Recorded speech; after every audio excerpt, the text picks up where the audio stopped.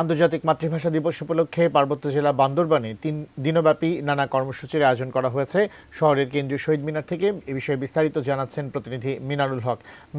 মিনারুল, এই মুহূর্তে মানুষের ঢল দেখছেন কেন্দ্রীয় শহীদ মিনারে, আমাদেরকে জানাবেন। 21শে ফেব্রুয়ারি বাঙালি জাতির অবিস্মরণীয় একটি দিন। এটি শুধু এখন বাংলাদেশেরই নয়, এটি এখন আন্তর্জাতিক মাতৃভাষা দিবস হিসেবে পালিত হচ্ছে।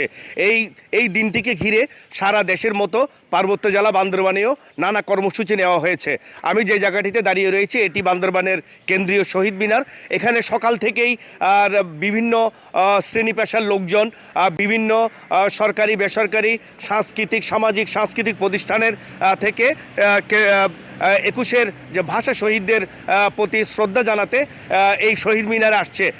মূলত গতকাল রাত প্রথম প্রহরেই বিভিন্ন সরকারি বেসরকারি জেলা প্রশাসন, জেলা পরিষদ সহ বিভিন্ন সরকারি বেসরকারি প্রতিষ্ঠান থেকে শ্রদ্ধা জানানো হয় শহীদ মিনারে।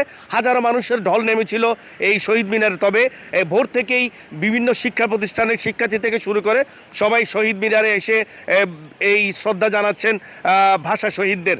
একটি বিষয় আমি জানিয়ে রাখি, এই দিনটিকে ঘিরে বান্দরবানে শুধু শ্রদ্ধা জানানোই নয়, বিভিন্ন সামাজিক যে সংগঠনগুলো তারা সাংস্কৃতিক অনুষ্ঠানের আয়োজন করেছে, কবিতা আবৃত্তি সহ নানা প্রতিযোগিতার আয়োজন করেছে এবং সেই সাথে সাংস্কৃতিক অনুষ্ঠান এবং আলোচনা সভারও আয়োজন করা হয়েছে দিবসটি উপলক্ষে। মূলত গতকাল রাত 12টা 1 মিনিটেই বিভিন্ন প্রতিষ্ঠান থেকে শহীদদের শ্রদ্ধা জানানো হয় এবং সারা দিনব্যাপী আজ এই দিবসটি উপলক্ষে নানা কর্মসূচি রয়েছে বান্দরবানে। এটি ছিল 21শে ফেব্রুয়ারির আমার কাছে সর্বশেষ তথ্য।